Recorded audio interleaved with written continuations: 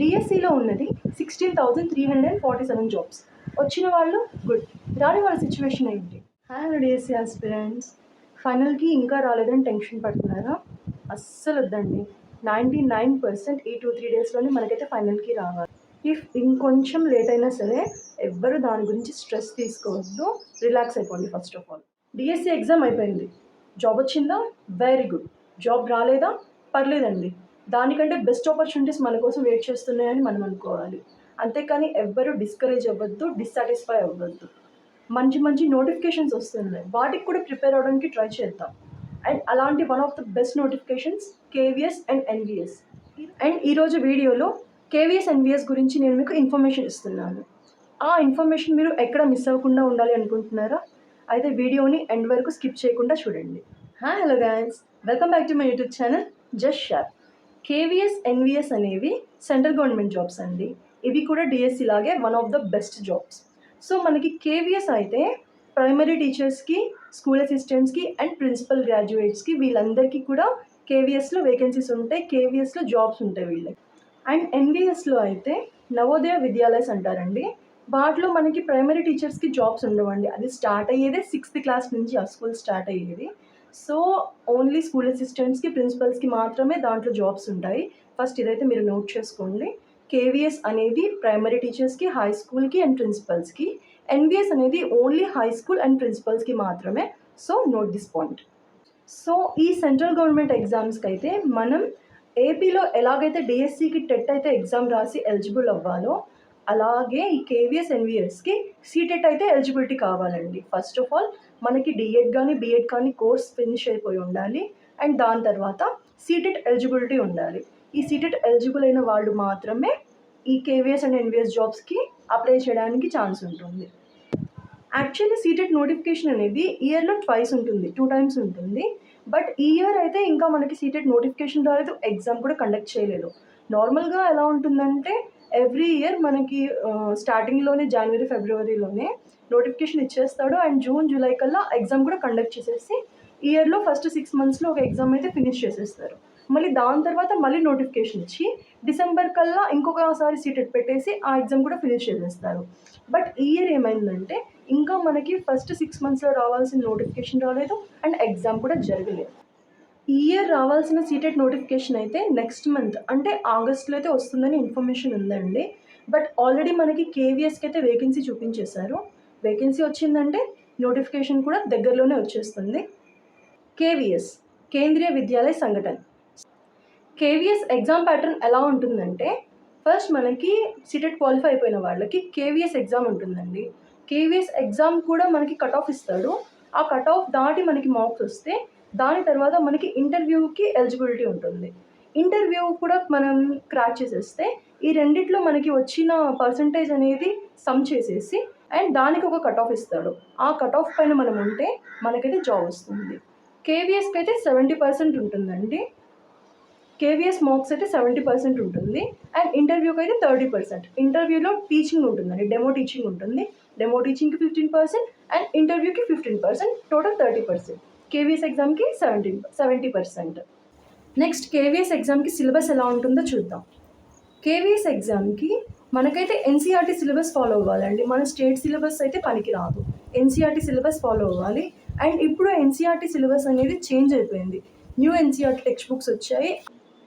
మనకి కేవీఎస్ ఎగ్జామ్లో 4 parts అయితే ఉంటాయండి. ఫస్ట్ పార్ట్ అయితే basic Hindi and basic English. So ఇది జనరల్ హిందీ, జనరల్ ఇంగ్లీష్ అంటారు. అండ్ నెక్స్ట్ సెకండ్ పార్ట్ వచ్చేసి GK and current affairs, computer and reasoning. ఈ 3 subjects అయితే సెకండ్ పార్ట్లో ఉంటాయి. థర్డ్ పార్ట్ వచ్చేసి పర్స్పెక్టివ్స్ అండ్ మెథడాలజీ. ఇది మొత్తం కలిపేసి ఒక పార్ట్ కింద అయితే ఇచ్చేసారు, థర్డ్ పార్ట్ అది. అండ్ నెక్స్ట్ ఫోర్త్ పార్ట్ వచ్చేసి కంటెంట్ అండి, like Hindi, English, maths, science and social. So ఈ 5 subjects కంటెంట్ అనేది మనకి ఫోర్త్ పార్ట్లో ఉంటుంది. మనకైతే కేవీఎస్ ఎగ్జామ్ గురించి ఎస్టర్డే న్యూస్ పేపర్స్లో ఆర్టికల్స్ అయితే పబ్లిష్ అయ్యాయి. సో ఆర్టికల్స్ ఏంటో ఒకసారి అయితే చూసేద్దాం. ఇదంతా ఇంగ్లీష్ న్యూస్ పేపర్స్లో పబ్లిష్ అయిన ఆర్టికల్స్ అండి. ఎవరికైనా ఇంగ్లీష్లో న్యూస్ యూజ్ అవుతుందేమో అని చెప్పేసి అయితే పెట్టాను. నెక్స్ట్ వేకెన్సీ వస్తుంది. సో మనకైతే వేకెన్సీ వచ్చేసింది. అక్కడ సెకండ్ కాలంలో ఆంధ్రప్రదేశ్ అని ఉంది కదండి, దాంట్లో చూడండి number of vacant posts in KVS teaching అయితే 360 ఉన్నాయి, నాన్ టీచింగ్ వచ్చేసి 41 ఉన్నాయి.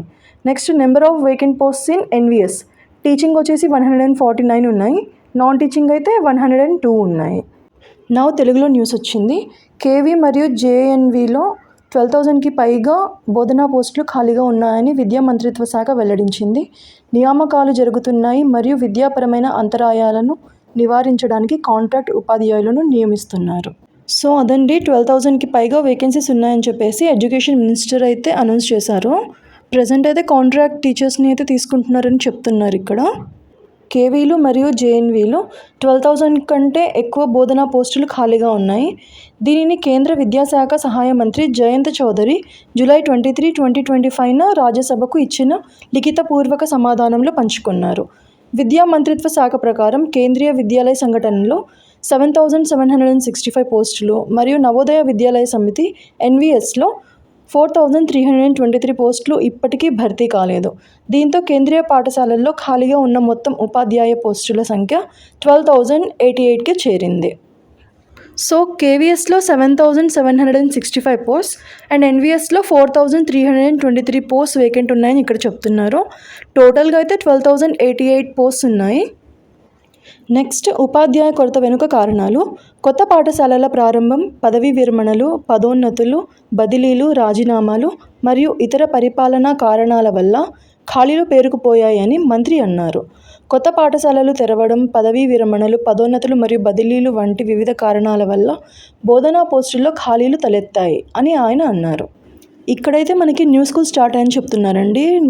నిజమే, అది ఏపీలోనే నియర్లీ 8 కేవీ స్కూల్స్ అయితే స్టార్ట్ అయ్యాయి కొత్తగా. Next, retirement, transfers, promotions and resign చేయడం వల్ల ఇక్కడైతే మనకి చాలా పోస్ట్ వేకెంట్ అయిపోయాయని చెప్పేసి చెప్తున్నారు. నెక్స్ట్, నియామక ప్రక్రియ కొనసాగుతుందని ప్రభుత్వం హామీ ఇచ్చింది. కేవీఎస్ మరియు ఎన్విఎస్ రెండిటి ప్రస్తుత నియామక నియమాల ప్రకారం నియామకాలు జరుగుతున్నాయి. బోధనలో అంతరాలను నివారించడానికి శాశ్వత నియామకాలు జరిగే వరకు కాంట్రాక్ట్ ఉపాధ్యాయులను తాత్కాలికంగా తీసుకువస్తున్నారు. సో మనకైతే నోటిఫికేషన్ వచ్చి ఎగ్జామ్స్ జరిగి వేకెన్సీస్ ఫిల్ అయ్యి పర్మనెంట్ టీచర్స్ వచ్చే వరకు అయితే కాంట్రాక్ట్ బేస్డ్ టీచర్స్ని అయితే తీసుకుంటున్నారని చెప్పేసి ఇక్కడ చెప్తున్నారండి. అండ్ నెక్స్ట్ కాలం అయితే మనకు అంత అవసరం లేదు. ఇక్కడ ఎన్సీఆర్టీ అండ్ ఎన్సిటీలో కూడా మనకి పోస్ట్ వేకెంట్ ఉన్నాయని చెప్పేసి చెప్తున్నారు. సో అదైతే వదిలేయండి. సో టోటల్ ఇన్ఫర్మేషన్ అయితే ఇదండి.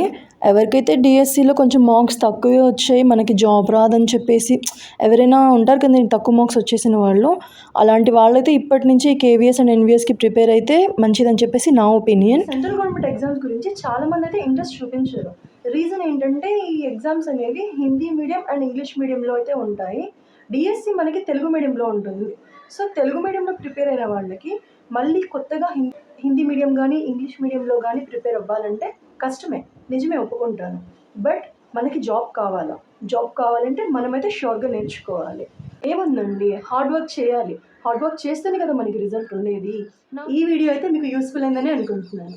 మన ఛానల్ నుండి వచ్చే video updates and notifications miss అవ్వకుండా ఉండాలి అనుకుంటే don't forget to like, share and subscribe. So that's it for today's video. Let's catch up in the next video. Until then, bye-bye. Don't forget to like, share and subscribe.